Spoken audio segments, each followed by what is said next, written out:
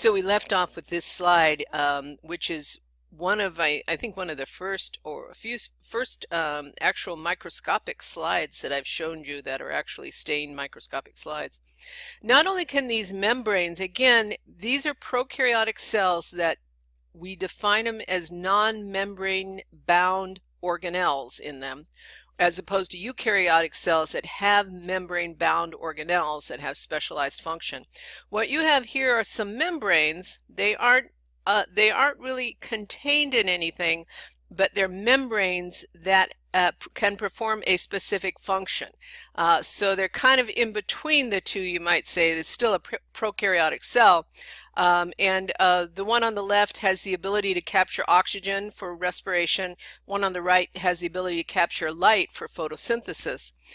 The other thing about these membranes is not only can they produce this, whatever the substance is, for the use of the cell, it can be stored in these membranes. So it's not stored in any membrane-bound areas, but it's stored in areas that are surrounded by proteins. So you might think of this as the precursor to membrane-bound organelles, I guess you might say, or that which came before. The next thing with regard to a difference in terms of between prokaryotic and prokaryotic cells tend to have a less complex genome, and when we use the word genome, we're talking about all of its genetic data. And the data that it inherits one to the next next of the species. It's just less complex. It's not as complex in a prokaryotic compared to a eukaryotic. Now, there is another difference with regard to prokaryotic to eukaryotic.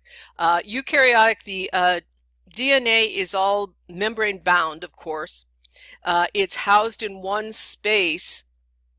But with prokaryotic cells, you have a nucleoid area. So you have an area that you find most of the DNA, and that's in the nucleoid area. But you also have these things called plasmid rings. And the plasmid rings and the nucleoid region don't replicate at the same time, nor do they contain the same DNA.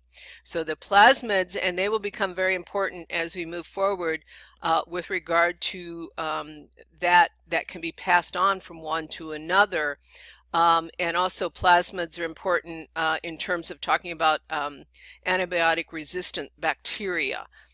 So we'll talk about plasmids and the DNA again. But DNA is not bound in a membrane, but it is found in a general area. In the nucleoid area.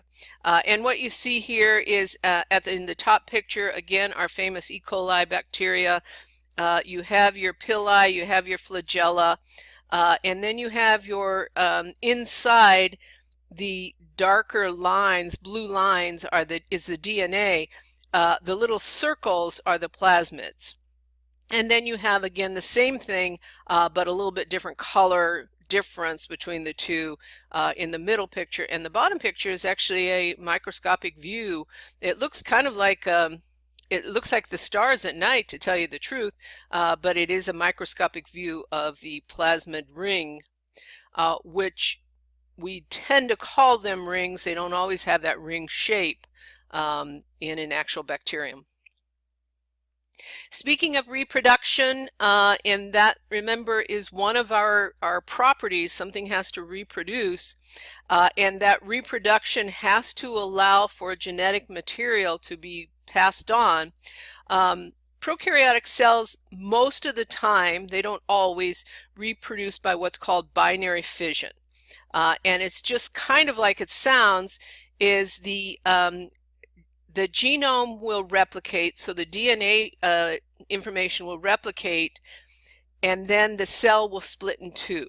So you have the first step is DNA replication, and what you're seeing in the on the left, the top image is just a real basic drawing of a cell with the green chromosome inside.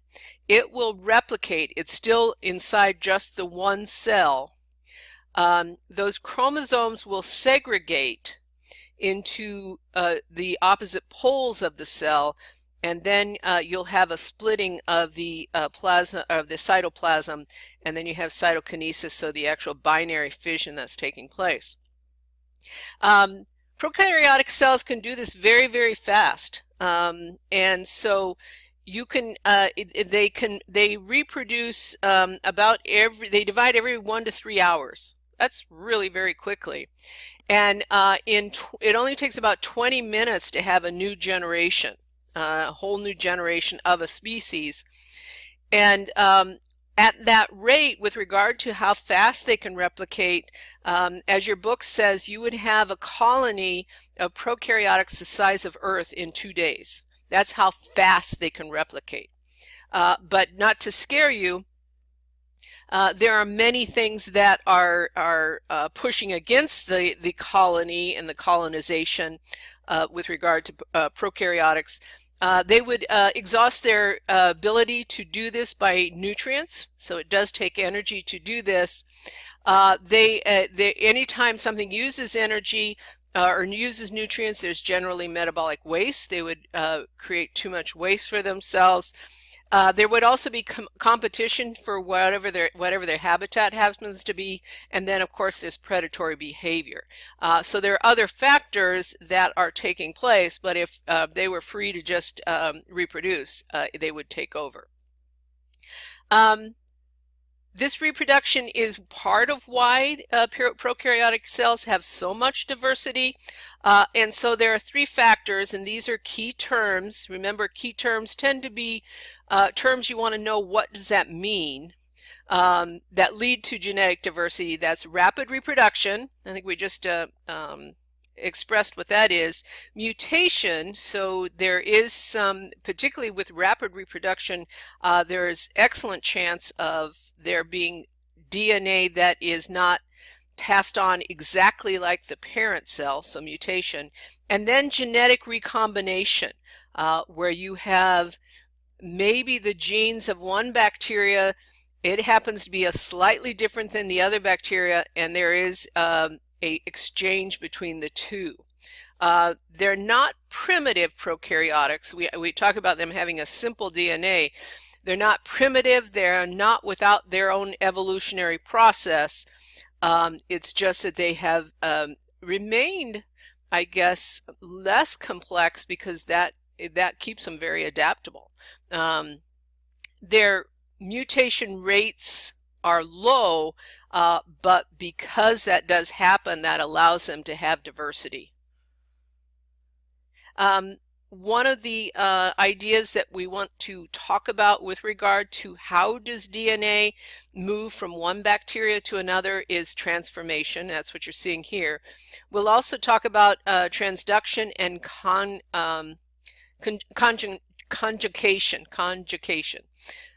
conjugation, sorry. I knew I'd get there soon. So you see those bold-faced words, transformation, which is what this image is expressing, transduction, and conjugation. These are 3 ways that genes can get from one bacterium to another, and this can cause additional diversity. Diversity doesn't always have to come from mutation. This can cause additional diversity. So this particular image, transformation, is you can have what you have on the far left, and what you want to do is keep track of the colors. You have a bacterial chromosome,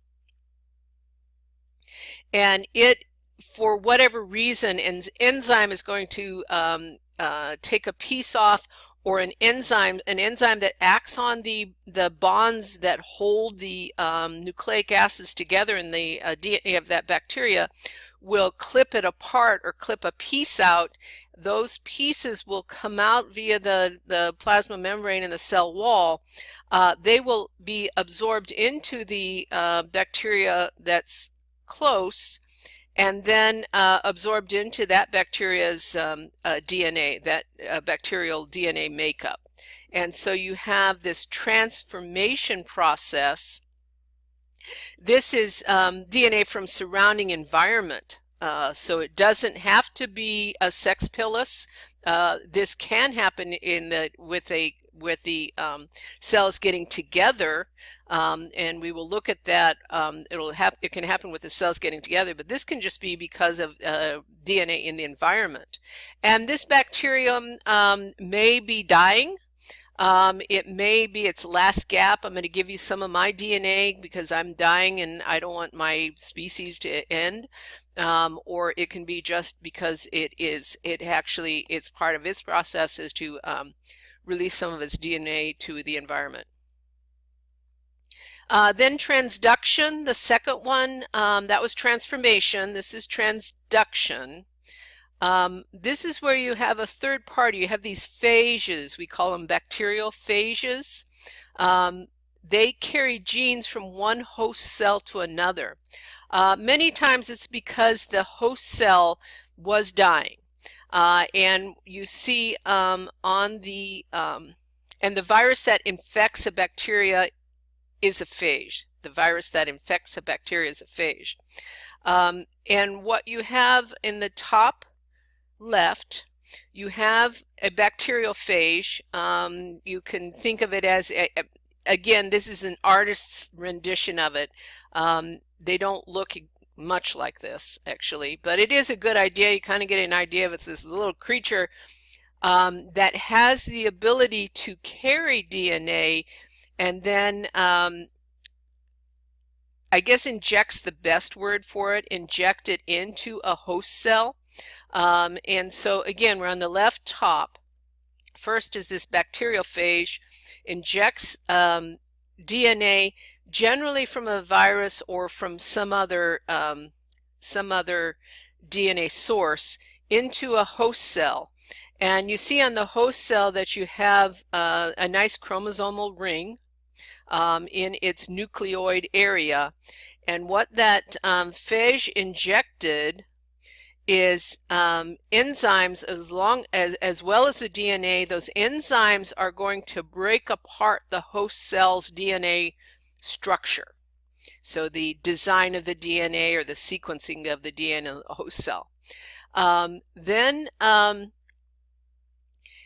synthesis of new phages will take place that then incorporate the DNA of the original DNA that it brought in, plus some of the DNA of the host. So these new phages will pick up these pieces of DNA that have been created, some of which were the original that they came in with, and some of them are a mixture of the original and the host's DNA. They then will infect the next recipient cell, and a little piece of the first cell will be transduced into that cell. And if you pay attention to the colors, the first cell, we're still on the left. At the top is kind of a light purple.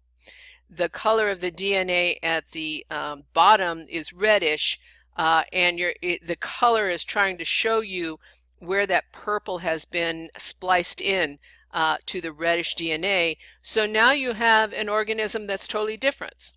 It's basically a mersion or a blend of the two host cells, and all of this has been facilitated by these bacterial phages. This is what science is using when it tries to splice in DNA into a cell. So splice in DNA to cells to try to get them to create insulin or for other purposes. Splice in DNA to try to make cells more resistant to a particular disorder, etc. But this is a technique that sounds like it would be very, very terrible, but is used very much in technology, this bacterial phages. And then on the right, we'll just get started on this, but we are running out of time, so we'll pick this up on the next one, is this idea of conjugation, which is different than transformation, because conjugation actually does use the pilus.